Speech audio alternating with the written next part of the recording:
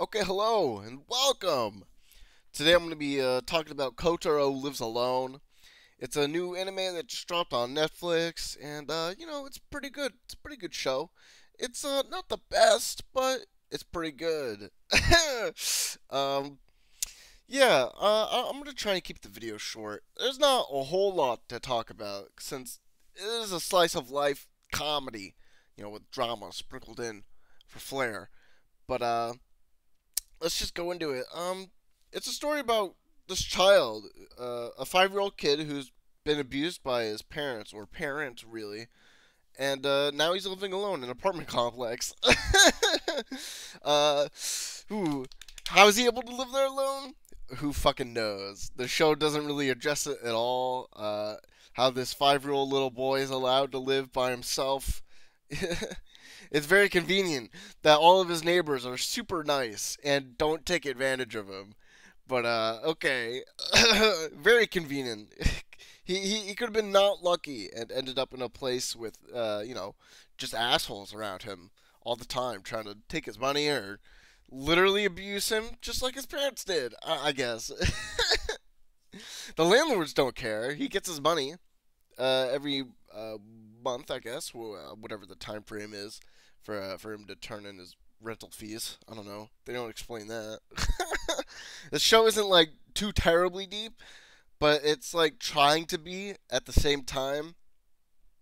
It's kind of strange, but I like it though because it keeps you engaged. Like I was invested the whole time watching the show, just trying to like seeing Kotaro live out his days trying to become a stronger person.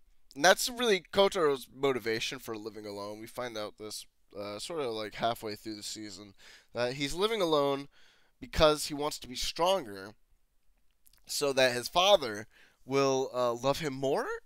So he can be strong enough to live with his father, and because he believes himself to be weak, which is why his father is a bad person. Now, that's kind of cool in a way. It like Kotaro's like naive as a kid, but he's like also a genius, which is also kind of weird and crazy. He's such like I've never seen a 5-year-old child be so observant about like other people's emotions and the way they behave. It's kind of weird. He's still naive in that sense of a way. Like he thinks his father isn't like he thinks he's the reason why his father abused him, not like the way that it was his father's fault. I don't. That's fine. I can't make any judgments on his father because we don't really know anything. We don't know how his father abused Kotaro.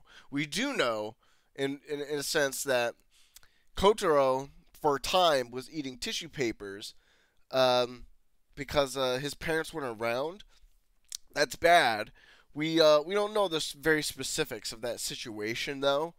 So again, I can't make it could be his mom's fault, it could be his dad's fault. We don't I don't think his parents were forcing him to eat tissue paper. It's just that he didn't have anything else to eat. That is a form of abusement, like not giving your child like food or nourishment. But I don't we don't know the very specifics of that situation. And this is another problem with the show that I don't really like. We don't get any very specifics about how he was abused as a child. We get like very small tidbits of information like every episode about things that Kotaro's like sad about and the way he's changing right now, like in the present, for his behavior to become stronger. But we don't get like that concrete information. I really wanted that. I wanted concrete information. Like this is what happened, and this is the really really sad stuff. This is what happened, and this is everything Kotaro is trying to do to change that. We don't get that.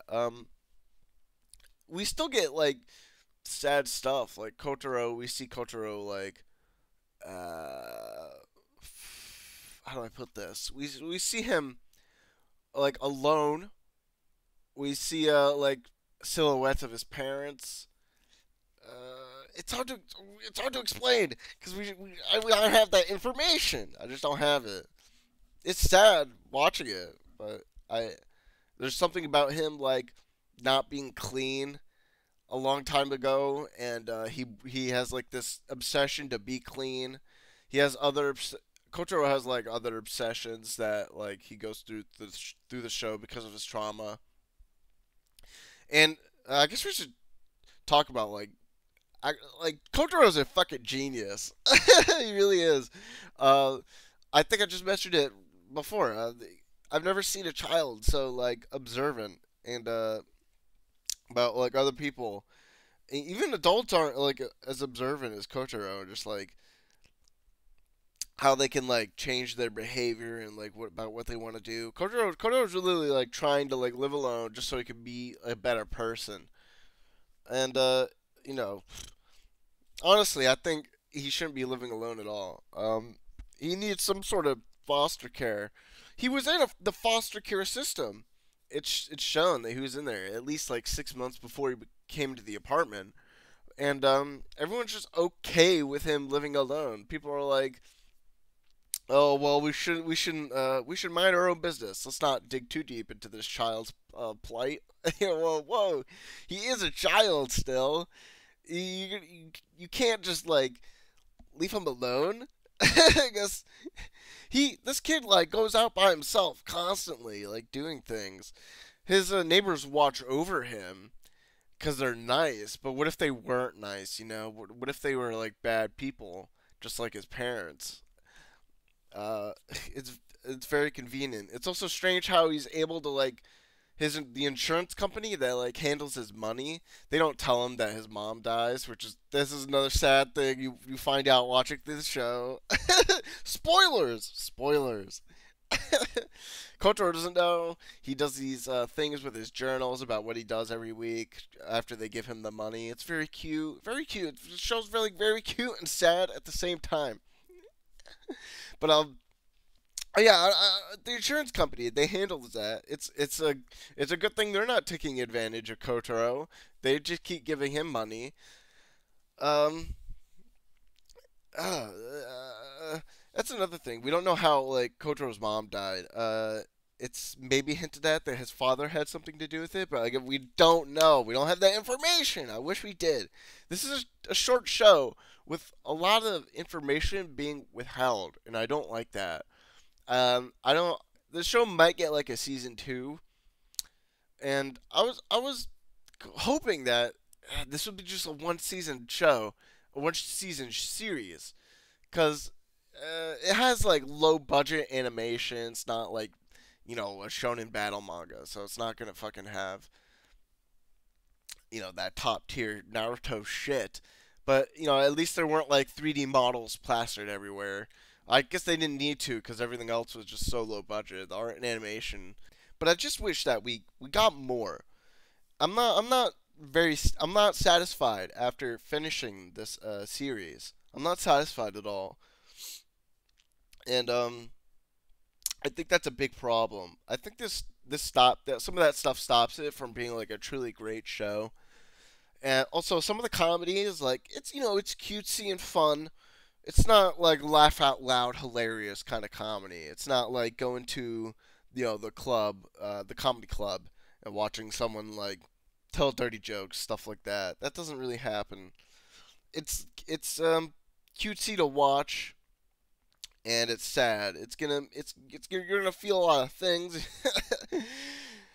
uh, that's basically the whole show. It's Kotaro living out his day with his neighbor buddies and trying to be stronger. And he affects his neighbors in that same way. The neighbors all the neighbors who interact with him all are doing it because they feel motivated to like do more stuff, especially Kurino. Kurino? Fuck it, whatever. God damn it, Japan. And that's basically it. If I was gonna rate the show, if I'm being generous, I'd give it a 7. Really, I want to give it a 6. It's okay. It could be way better.